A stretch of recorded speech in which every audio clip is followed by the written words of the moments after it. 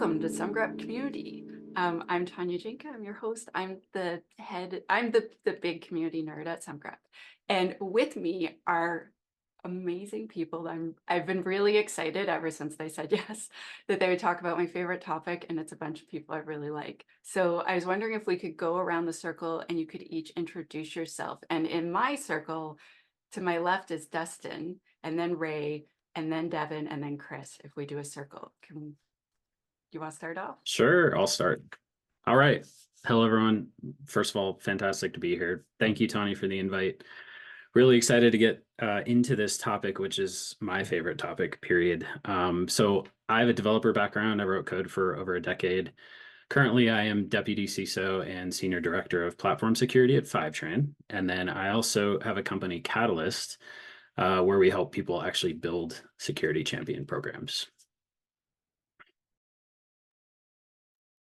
Hey, I'm Ray LeBlanc. I'm a security engineer at a healthcare startup. It's a new gig. So fun fact, one of my old security champions reached out to me, and that's actually how I found out about this job. So that kind of ties into the topic. But I have a developer background. I was a C# coder for about 8 years, and then I transitioned to application security, and that's where I've been happily working ever since. Thanks, Ray. Hi, I'm Devin Rudnicki. So I'm a GRC turned into an application security enthusiast who actually recently just turned into the Chief Information Security Officer at Fitch Group. My background's always been in financial services and security champion. I'm a big advocate of security champion programs, so I'm really excited to be here. And I'll go last. My name is Chris Romeo. I'm currently the CEO of Davici and a general partner at Kerr Ventures. And I've been involved in the world of security for roughly 1 million years at this point. So I started in the 90s and had a lot of fun throughout my career doing lots of different things. Got into AppSec in the mid 2000s through a stint at Cisco, and then started the process of beginning companies and selling companies, which is my primary goal right now. So Tanya, back to you. So before we went live, I was explaining to everyone how the way that I became aware of what a security champion was by reading Ray's blog. And so I was thinking maybe, Ray, you could kick off the first question with, what the heck are security champions? Like, in your own word, and then anyone else that wants to chime in after and add to what he said. Ray? So for me, a security champion is someone that's either like that volunteers or is voluntold to be an advocate for security for like their team or department. Most of the ones that I've worked with have been developers. I'm sure there are. I've also gotten dev managers and product people involved as security champions as well. But yeah, so like they're just kind of there to, as I like to put it, they're my eyes and ears on the ground, right? They're there to like work with me to figure out how to improve the security program, how to improve security overall in the company. And then like, I guess the program is just the formalized process of working with the security champions to accomplish a goal, like to improve security over the long term. And that just generally includes like just the activities that they're doing, the activities that you're doing, and how to measure that. So I'd add one little thing to that in the definition of champion, one thing that I'm really looking for, and that is a spark of security interest. Doesn't have to be a wildfire, doesn't have to be, I dream of becoming a security person. But what I found throughout my career in running champions programs, if I don't have that little spark, I have somebody who doesn't want to be there. And so I guess, Ray, I love your definition, but that's the only thing I would add is that little spark is something that I'm always driving towards. Yeah, I'll add a word to this too. I think that's a great point, Chris. I would add the term ally, especially early allies. If you're trying to scale your program, finding the people who, will become those advocates for what you're trying to do and what changes you're trying to make across your company. Those are the people that you want to sort of bring into the inner circle and make your champions to, continue to grow that change across your company. Two other things I want to add. One is one of the biggest benefits of having these champions who are non-security professionals, let me remind you, is that they're actually able to better translate and filter the information that you're trying to spread across the company for the context of their team than you would ever be able to do, right? It's not like you can go understand how every single team across the company works and then change your message so that it's more relevant to them. And along those lines, you know, no offense, security professionals, but when people hear a message about security from their peer on their team who they respect, they're going to listen more closely than they are to you as a security pro, right? They put you in a box. Like I've been in the box, you know, here's Dustin talking about security again, whatever. But my friend on my team told me that this would be a good practice. Suddenly I'm going to listen. So I think that's one of the biggest benefits of having champions. It's so true. Devin, I was wondering if I could expand the question a bit and kind of toss the ball to you. Because like, so we talked about what a champion is. What's a security champions program then? Program. I think someone else might have already said this, but it's kind of the formalization, right, of having those security champions, or as I also like to think of them as security advocates. So just to add back on, I guess, to the last question is I do see security champions also being able to be security advocates, and it doesn't have to be the development community. I know that's obviously what the most used term is, but for example, what we've done in the past at one of my organizations is have security advocates across the entire business. And these can just be individuals who have shown an interest and have reported a number of phishes, right? So we've had like a phishing Hall of Fame with a PH. And that's been a really, really huge success, right? Because it's kind of promoting just that general security awareness culture across the organization. We already got a question in the chat, which I am impressed about. Thank you, audience participation. Awesome. So what are the panelists' thoughts on visibility for champions? Do they shout out those champions or let them gain visibility organically? Like, do we incentivize them? Or actually, let's just stay with the first question and then we'll ask the second question later. So how do we make them visible?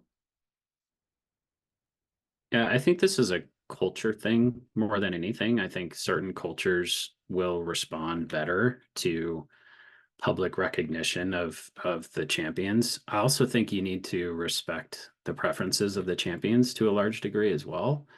Maybe some individuals are comfortable, you know, being in the spotlight. Maybe others kind of want to be more in the background and helping, you know, on the tech side or contributing in other ways. So I do think it depends. I'll jump in and say, so I'm going to disagree with you a little bit. I think visibility should be a core foundational piece of what the Champions program is doing. And I get what you're saying about there are some people that are like, hey, I don't like the limelight. Those are still people that want to be promoted at some point. Like they may not want to stand in front of a conference of 500 people and talk, but they do have a desire to be recognized when it's time for promotion. So I think one of the core tenets is we want to be able to offer people that visibility, because when we think about the Champions program, and I was going to get to this and I'm going to get to it now, we so often think about what's in it for us as the security team, what's in it for the business, what's in it for this. We don't stop and think what's in it for the people we're trying to get to sometimes volunteer their time in the nights and weekends to support our mission going forward. And so visibility is just one of those pieces that we can offer them as a gift in exchange for the blood, sweat, and tears they're going to put in, often in an unrecognized place where their manager doesn't even understand what they're doing to help us. And so for me, I think visibility is something we have to use all of our social capital as leaders to take the spotlight and spin it on our champions and say, this person, Jane Smith right here, is doing an awesome job as a champion. Please recognize her. Help me recognize her. Awesome. Okay, Ray, I'm going to pick on you. What are some of the key factors that contribute to a successful program? Like what are some of the things that you probably need if it's going to actually work? Also, oh my gosh, so many amazing questions in the chat. I promise I'm going to ask them. So I'm a very hands-on AppSec person. When I get onboarded to a company, I generally like want to get onboarded to the dev experience. I'm committing code. And I want to show the devs that I know what I'm doing to help build that trust. So like when I say I'm hands-on, I've at my biggest security program, I think we had about 40 security champions across 40 different teams. Each team had a security champion. And I met with each of them once a month. And that's about, for 30 minutes, that's about like 20 hours worth of meetings. That's 1 week. I just basically had meetings all week. I asked them like what their team was working on, what they're currently working on, what they're going to be working on, how we can improve like AppSec. Like what can I do to make their lives better? So like that was one of the, like, it was all about how I can get them to give me feedback to make their lives easier. That was like the key factor that I look for, right? Also just outreaching all the time, be social, talk to your developers, make sure everyone knows who you are. Even if they're not your security champions. I mean, really developers just want to build like cool things. Their job isn't to do security work, like necessarily. It is to do security work, but that's not how they see it, right? So you have to figure how to work with the developers to get that security by default. Develop those good practices. Yeah, and recognition, it works. To add on to the previous thing, for the people that didn't want to be recognized publicly, I made sure to talk to their managers, talk to their bosses, and like privately, just so they got that recognition. And also write reviews, right? Like when the review time comes up, make sure you're reviewing all your security champions and giving them like great reviews, and make sure the people that matter know about it, I guess. Yeah. Anyone else want to add on? I feel like all of you probably have some success criteria or like things where you're like, I need to have this. Like Chris, you're like, I have to have the spark. Does anyone else want to add before I get to the 25 amazing questions in the chat? I think a big thing to think about here is to actually have success criteria, which I talk to a lot of people about their champion programs. A lot of them are just kind of lost in the woods, like I've got security champions. We just sort of hang out every month and talk about security stuff. Okay, but what are you trying to accomplish with your security champions? And can you clearly define what your vision is and what goals you're trying to reach, and what metrics you're going to collect to demonstrate that you've met those goals, and so forth. So I just wanted to throw that in there in terms of, I think it's extremely important to, define what you're trying to accomplish at the end of the day.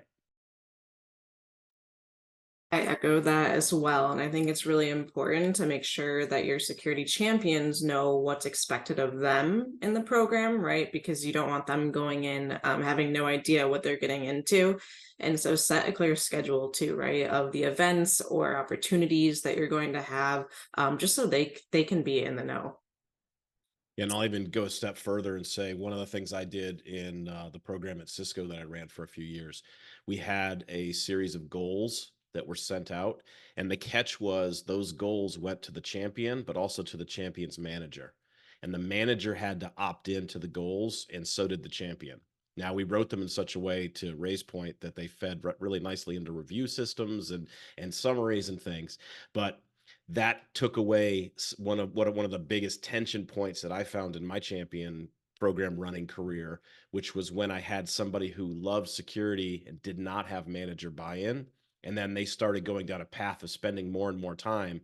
And eventually, unfortunately, I had 2 situations where the person was terminated as a result of the time. Now, they were not being very good citizens about they were not, it's not like they were just doing security work and saying, please let me do this. They were it was a bigger situation. They were being more vocal about, well, you're building an insecure thing here. You're causing me to build an insecure thing. But that said, I instituted this goals process and manager buy-in and opt-in to ensure that if a manager came to me and said, why is my person spending all this time? I can say, remember this set of goals that you clicked on, that you opted into? You agreed to this for a 1-year term. So it protected everybody, and I didn't have to deal with HR anymore.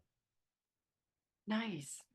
So we have so many amazing questions in the chat. I'm like, I like them better than mine. So, so this is a two-parter from Jeff. So what recommendations do you have around the limits on the authority of champions versus the enterprise security function? And to add on to that, how do security teams avoid applications teams using the champions to bypass enterprise security? Oh, my champion said I don't have to fix any of that. He didn't say that, I said that. Well, actually, people have said that to me. Thoughts? Yeah, I think it's important to recognize here that your security champions are not security professionals. Okay, so not going too far in terms of what responsibilities they should have, I think is really important. I think it causes a lot of issues long term. If you have people who took a few hours of training and now they feel like they have the authority to make security decisions and that sort of stuff, you're really going down a very dangerous path. I think a better role for security champions is more making the security team aware of certain things, as an example. And then even just ensuring that the best practices that have been set by the security team are followed. And then a third example would be, maybe there's information that you require during design reviews or something like that in order for security to determine how involved they should be in that design review. And having the champions have a role around ensuring that, a checklist or something is filled out, that's important. That could be beneficial as well. So there's a lot of things that the champions can do to kind of help push best practices and habits and all that, but shifting the authority from the security professionals to the champions to make certain calls, I don't think is a wise move. I think I feel like it's disagree with Dustin time for Chris. I keep disagreeing with you, but that's okay. Not at a big level. But I would say in my experience, I agree with what you're saying from an early stage perspective. But I had some champions who'd been with the program longer than I had, and they were in the 5, 6, 7 years. And I would trust their experience and knowledge with a security decision on their product, that they knew it better than I did. But this is a multinational corporation with thousands of products. Nobody knows how security works across all of these things.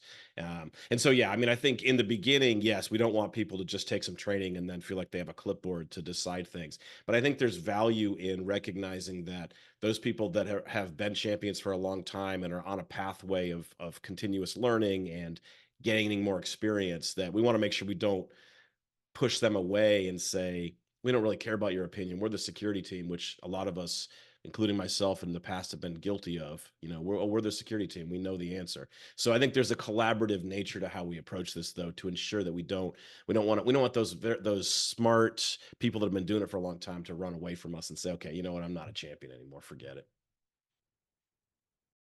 Nice. Okay, so we have a question from Marissa, and thank you, Marissa. I think I've seen you here before. So how do you measure the program's success? And I was thinking that I might toss this one to Devin, if it's okay.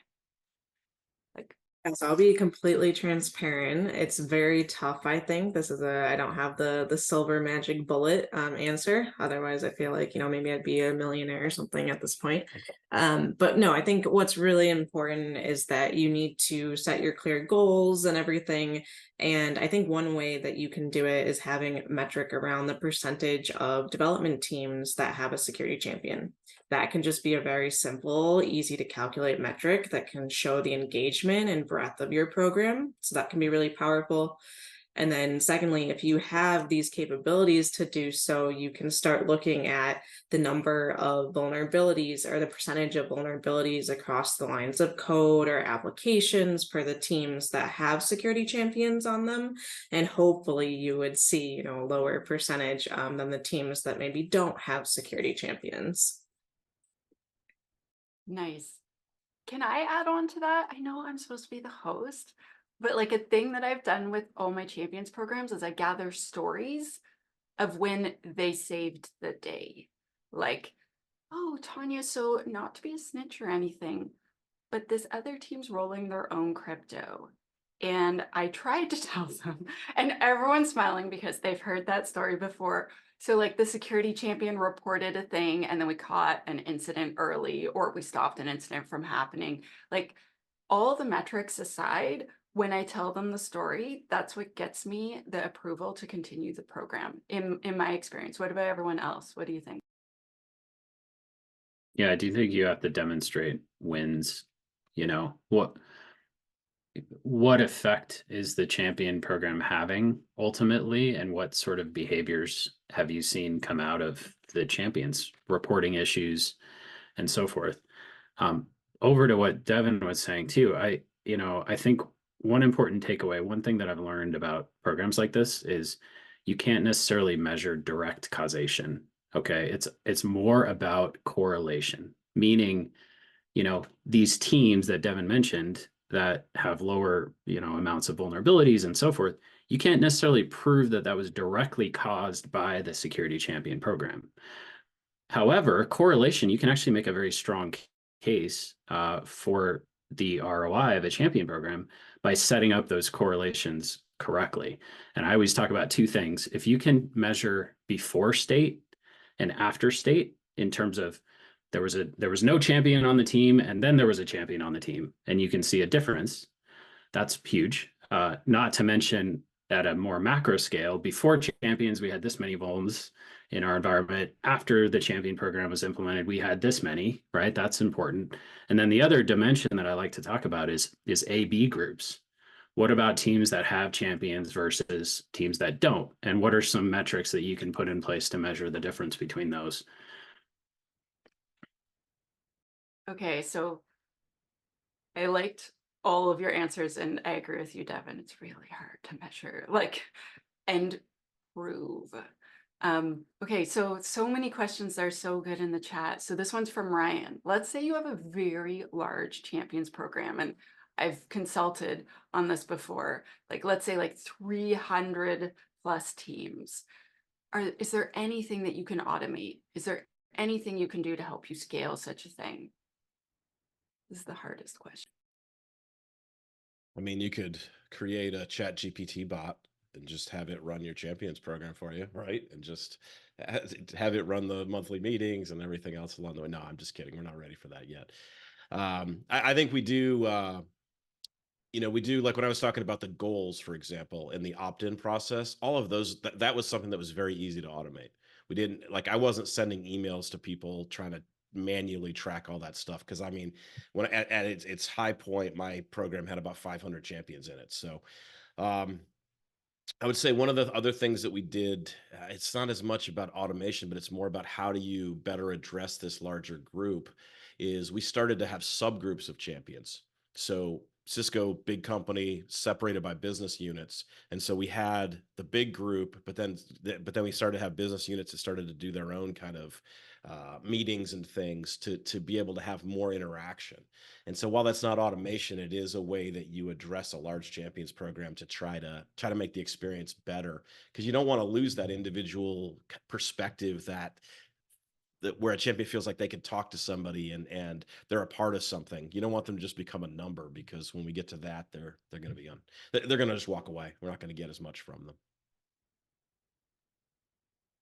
Anyone else? I feel like, Dustin, that this is a thing that you'd want to talk about. Yeah, it's kind of a thing that I'm working on. Thanks for the call out, Tanya. I think you can and should think about automating detection of the actions that the champions are taking, because that's going to tie into metrics and reporting and ROI.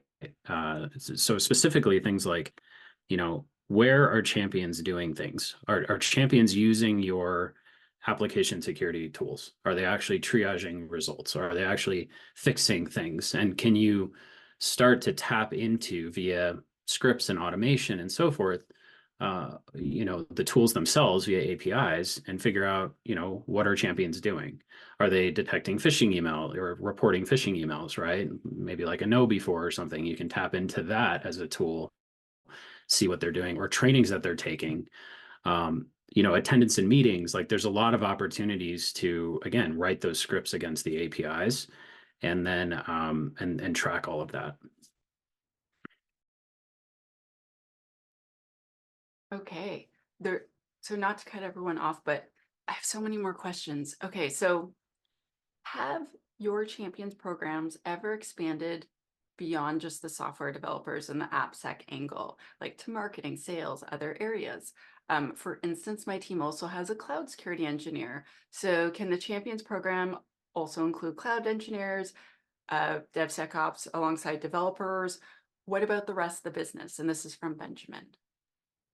I'll just jump in to say I've never been able to solve this, so I can't wait to hear the answer because I'm hoping somebody else up here has, because I've tried to solve it and I was not successful. So I'd love to hear the other folks. Right? One of the things that I've done was include product. Product like is responsible for a lot of the developers' time and what they work on, like how much time they get to do maintenance and things like that. So having a few security champions in your product org that you can kind of teach them the importance of security, right? I mean, that's really they're not, I guess they're there to be your mouthpiece in the rest of the product org, to make sure that someone's there to like kind of get your back and kind of advocate for security in the different orgs. Also, DevOps is a really easy place to get a security champion in.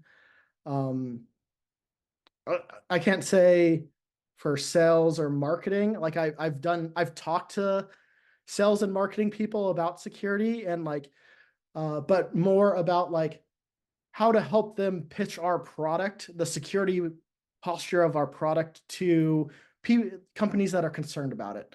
But they weren't dedicated security champions, but like it was just more of like a once every 6 months, let's go talk to sales and marketing and kind of talk about what our new security features are and how to talk about them, I guess. So hopefully that helps.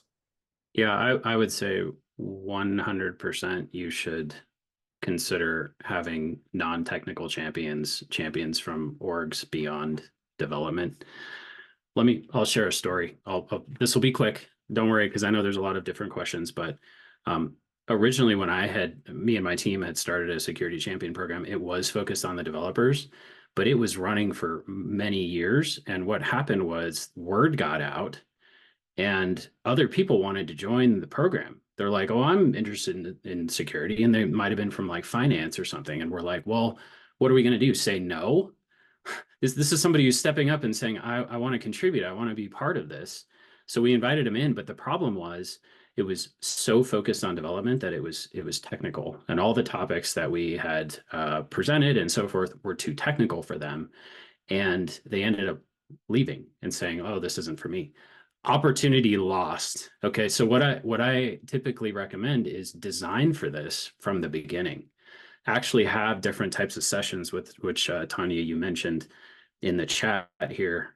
Have different types of sessions, have like technical sessions, non-technical, have people like self-select what are things that are interesting to them, and really drive having champions across your whole org, even in the sales org.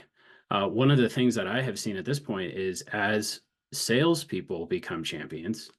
Did I just go dark? What the heck happened there? That was weird. Good. I'm back.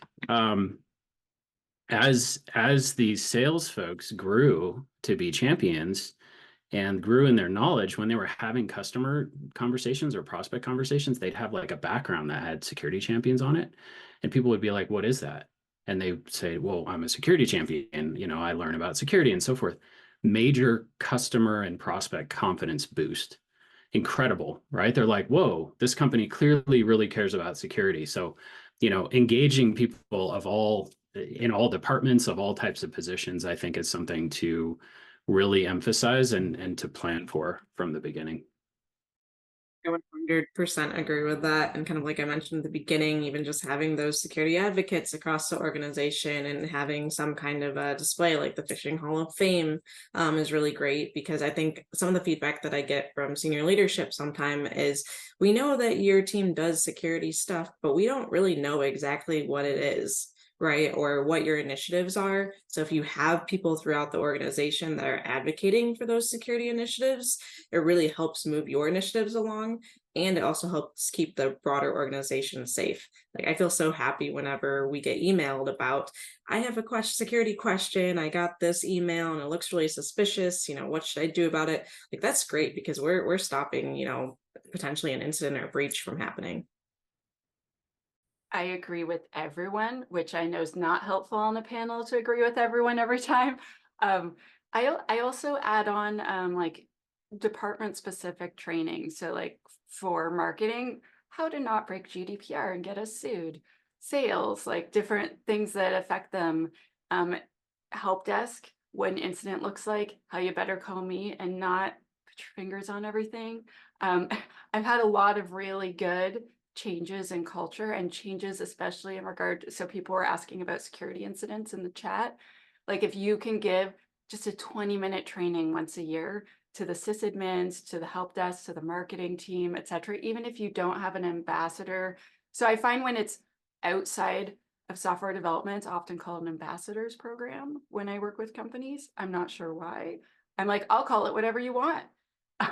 If we're gonna do security, I'm in. So all of you, so good. Okay, so we have a question that I get all the time from DC. What strategies have you used to keep the champions engaged in the long term rather than just the first 3 months? Yeah. Do you mind if I jump in again? I don't know. So I love this topic because it's so important. I think a lot of people have initial curiosity about programs, and then they can sort of die off if you don't take this into account. And I think what's really important here is to have value that you're providing at the end of the day to the champions. I think that they need to feel like this is enhancing their career, they're learning things, and so forth. And I always talk about it in terms of extrinsic versus intrinsic motivation. Extrinsic being, maybe you provide other rewards, other incentives for them to show up that's external to themselves. Show up, you might get, a status boost, as a security champion, or here's some, this is a topic that you might be curious in, that sort of stuff.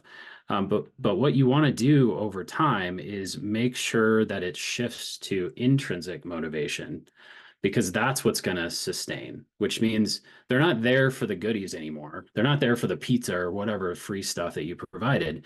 It's because you've sort of got them to cross that line that they're actually interested in security, and they're actually interested in the topics, and they've found value out of the program. So I think that's what's going to sustain the program in the long term. And another thing I've seen work well is tying the education program to the champions program. I think of these two things as just they're so collaborative. They have to be so cohesive. And the advantage of tying the education program to champions is, if you set your education program up right, you can have multiple levels that potentially take multiple years of time for people to go through and learn these things. And so you can create a roadmap for these champions that says, here's a 3-year roadmap of learning that's going to get you to the point where if you want to become a security person, you can. And like an example that we did with the Cisco program, we got to the point where everybody went through all the learnings in the training program. And so we started a master's degree program with San Jose State that was branded for Cisco.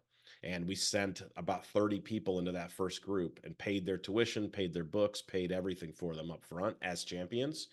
And I tell you what, as someone who runs a champions program, the years after we did that were so rewarding because I'd get messages from people on LinkedIn saying, hey, by the way, I finished the master's degree. I've left Cisco and now I'm a security professional at such and such a place.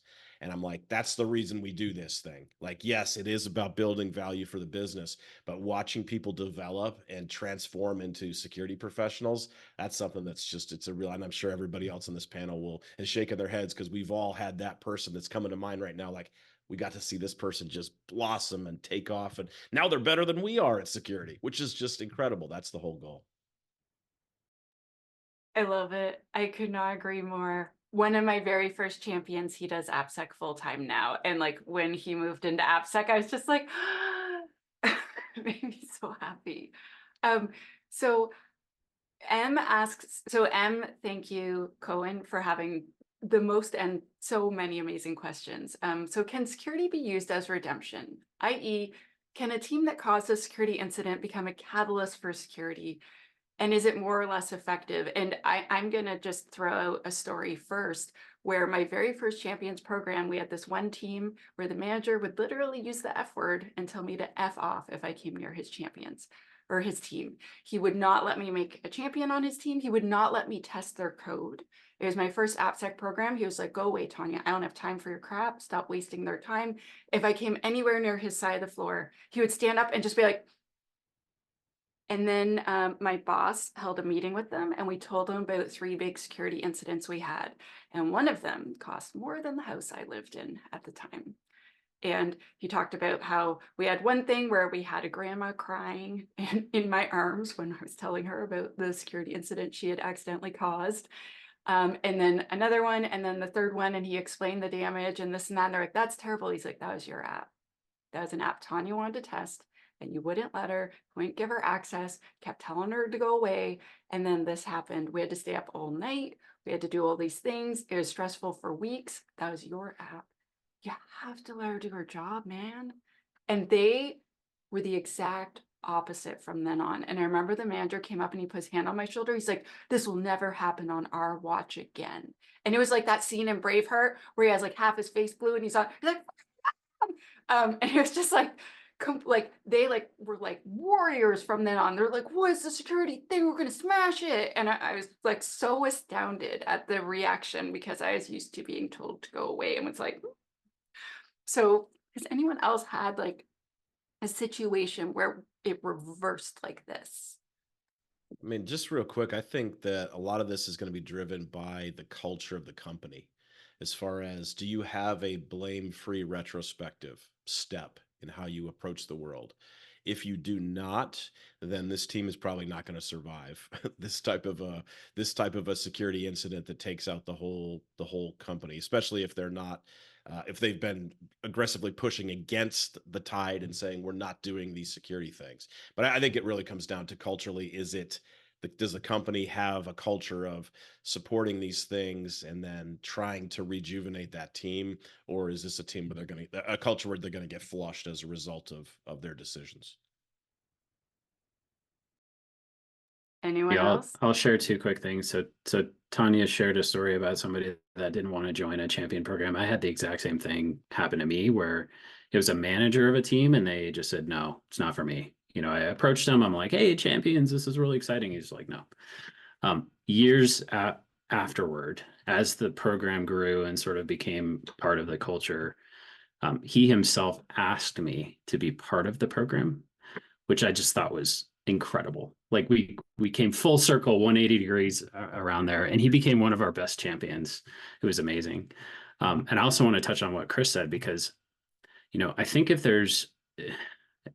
does come down to culture. I think that if there's some sort of incident caused by somebody, I don't generally agree with shaming them, making an example of them. I think a lot of people will do that. And it's this punishment approach.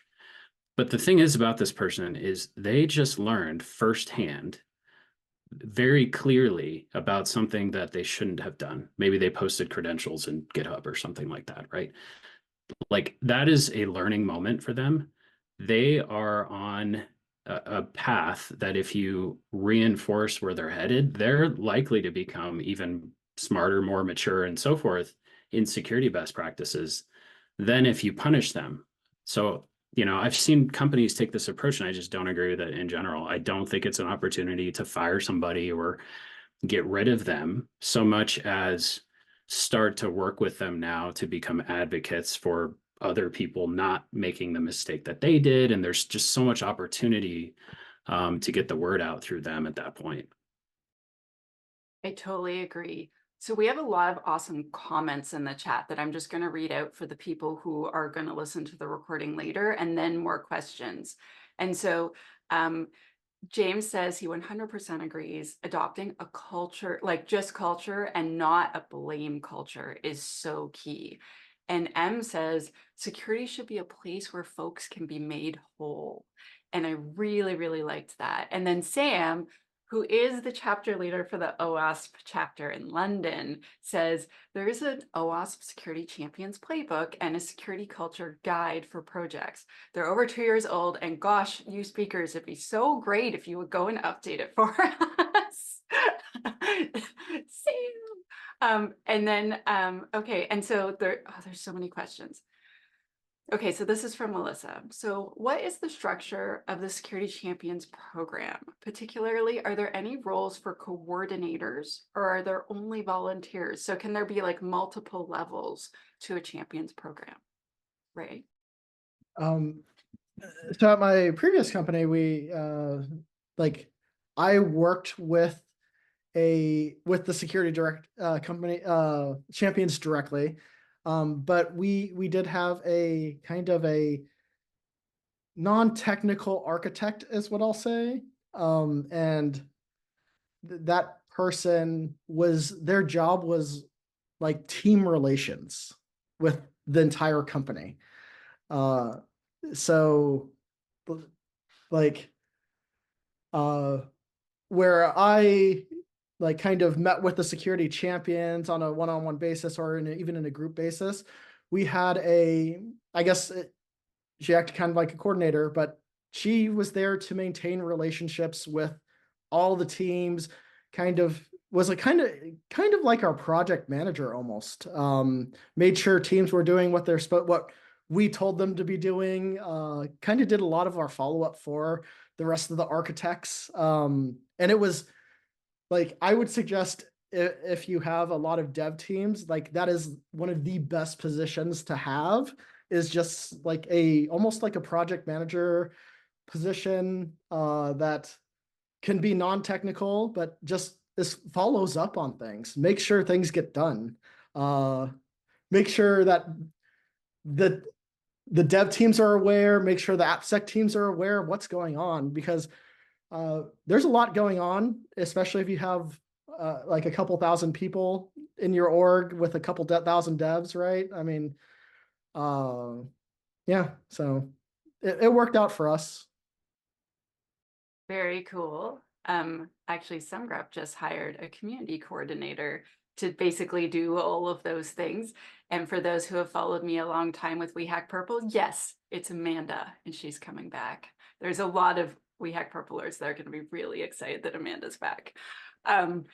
Okay, so I have one last question, and then I want to go around and ask everyone what their key takeaways are from this panel. So I'm giving you some time to think about it. But Chris, this question, it's from the chat, but I'm going to start it with you.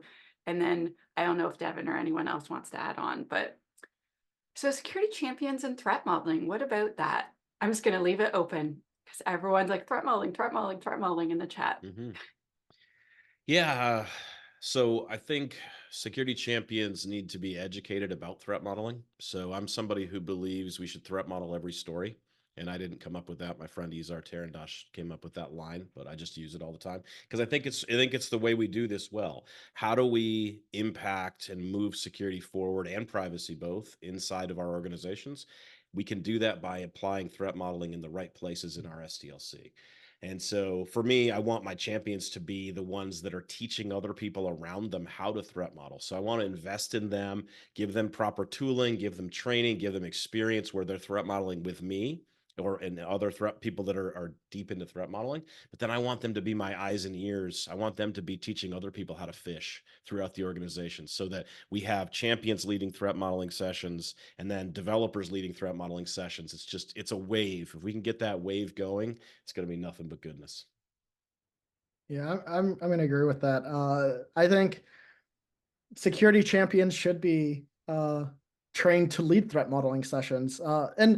And every story is just like, I mean, it just makes sense, right? And I even at a previous company, I basically was just like, all I want you to do whenever you get a ticket is think about security, the security implications of that ticket for 5 minutes.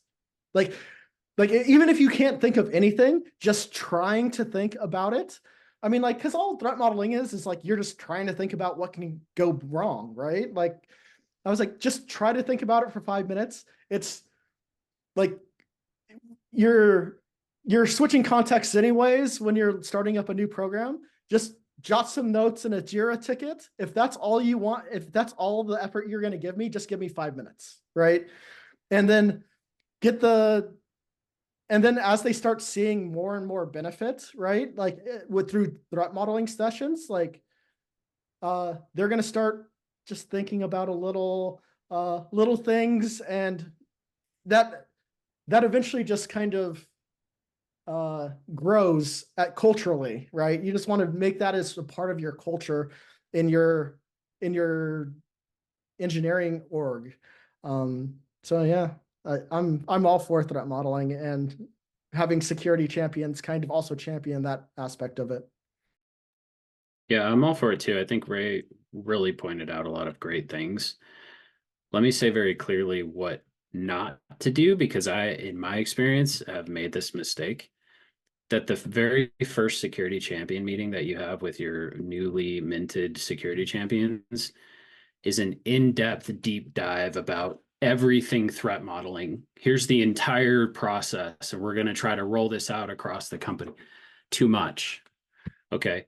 Baby steps. You really have to figure out how to bring them along with you. And taking 5 minutes to think about security implications of whatever you're doing is a great start to that. Okay. So don't jump in too fast. I know people get excited. Hey, we're going to have the entire org be threat modeling, right? Like, not immediately. You have to build your way up to that level of maturity.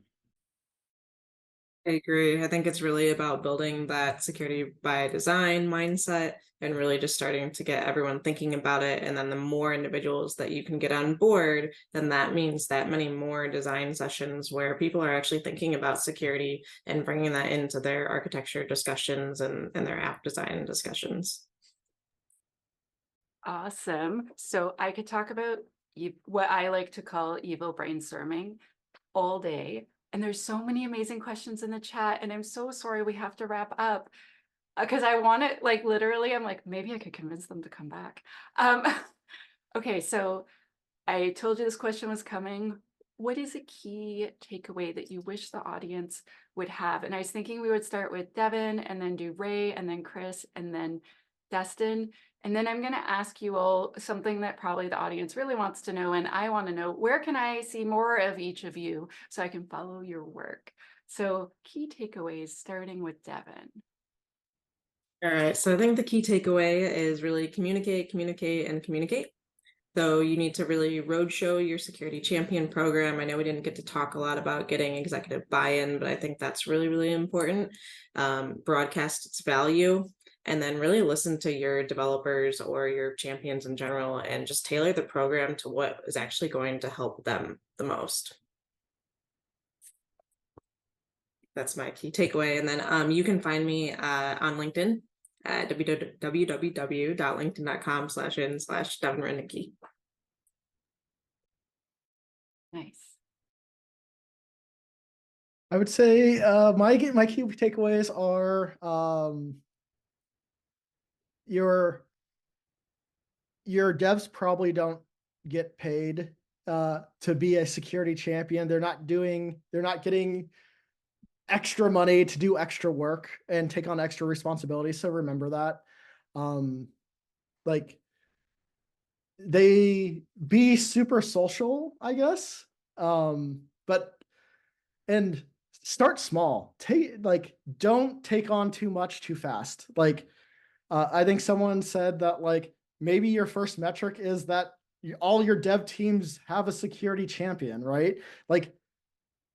Make reasonable goals and make sure you set clear expectations with the security champions on what they're going to be doing, their bosses, your bosses, and make sure everyone's on the same page. Because if your program's not set up correctly, it's just going to fail, and you've just wasted a lot of people's time. All right.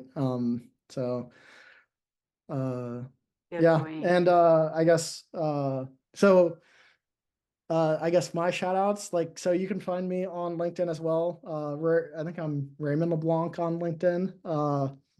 I also write a blog with my friend Aaron, hella-secure.com. And we haven't updated in a while. We probably should add more stuff on there. And then I also I work for Vivante Health, which is a gastrointestinal healthcare company, and we're on a mission to improve people's lives. We have a lot of great developers, and it's a really good team. I'm excited to be there. But yeah. All right. So from a key takeaway perspective, and I love this question because I always ask this of guests on my podcast, Application Security Podcast. What's your key takeaway? But for me, I'm going to come back around to something that I said just because I want to say it again, and I think it's so crucial. Make your security champions program about the champions. It's about what you can do for them, not what they can do for you. And it's so easy to build our programs about, let's get these champions to triage these bugs faster and do the threat models for us and write secure code and do all of these things. It's so easy to go down that path and build metrics based on them doing everything for us. But I've found when I flip the table around and I think about what's in it for them, it just changes the whole dynamic of the program.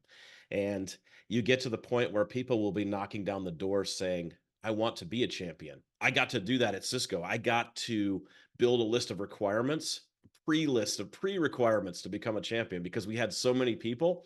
I could go to people and say, well, you have to finish the first level of the education, security education platform. Just to be considered for a champion, and they would go do it because they saw the value. They saw that we were thinking about them, and so that's really the big piece of what I got from a takeaway. I would say a couple things, couple ways people can find me. The new company I've started now is Devici, DEVICI. We'll have a booth at B-Side San Francisco and at RSA. So come and find us if you're at either of those events. We'll be in the little startup area, so not where the big fancy companies are, but you can find us there. I also do a newsletter called Reasonable AppSec. And so I'm on this hunt to how do we make AppSec reasonable. I'll give you 5 articles that caught my attention in the last week, likely with a series of snark attached to some of them, just based on some of my thoughts and opinions. And I also mentioned the podcast, so Application Security Podcast, and I do a couple other ones, Threat Modeling Podcast and Security Table. So that's it for me. Great stuff already. So I think one of the places that I've focused a lot on when it comes to security champion programs is in the engagement and motivation piece. And I think one of the best things to think about and why I think champion programs are great is because literally the more fun you have in creating them and participating in them as a security professional, the more fun the participants of the program will have. Okay, so think about, how can you make this fun? How can you add elements, to your program that are going to attract people, keep them engaged, keep them motivated when it comes to security by, using introspection in terms of what would get me engaged? And, how can I have fun designing this experience for other people? So that's where things like, leveling systems and the gamification elements, which I saw some chats go by. We didn't really get to talk about that very much, but, gamifying your program and finding ways to incorporate themes that can be fun, belt systems and so forth. That's really what I think gets people going. I do think that's important. So, yeah, so I think that's big. And then in terms of how to connect with me. LinkedIn is always an option. I'm on there all the time. Happy to chat about any of this with anybody at any point. I love this stuff, if you can't tell. I also created a guide, Security Champion Program Success Guide.org is the URL, which I'll paste in the chat in a minute. And I really try to take everything I've learned and put it into a website that you can access for free and just go through, the process of creating a successful program. I have examples in there. I have gotchas. I have don't do this. This is a mistake type of stuff. So hopefully that's beneficial for you. And then I also co-lead a meetup called Let's Talk Software Security. And we meet every month and we have an open discussion about AppSec. And it is a ton of fun. Okay, it's not a forum where people are talking at you. You can literally show up and share your opinion and participate in the discussion. We have all kinds of folks show up. We've got students, we've got practitioners, we've got vendors, and so forth. And everybody gets in the room and shares their opinion about a specific topic. It's a blast. So would love to see you there. Amazing. And Chris forgot to mention that he made a security champion framework. So if you're watching this later and you're on YouTube, look down in the comments because there's going to be a comment from SheX Purple, that's me, and it's going to have all of these links. I follow these people. I learn from them. So if you liked this, you should follow all of them. They're awesome. I read their blogs, I listen to their podcasts, I watch their websites. I'm like, oh, what is she saying on LinkedIn?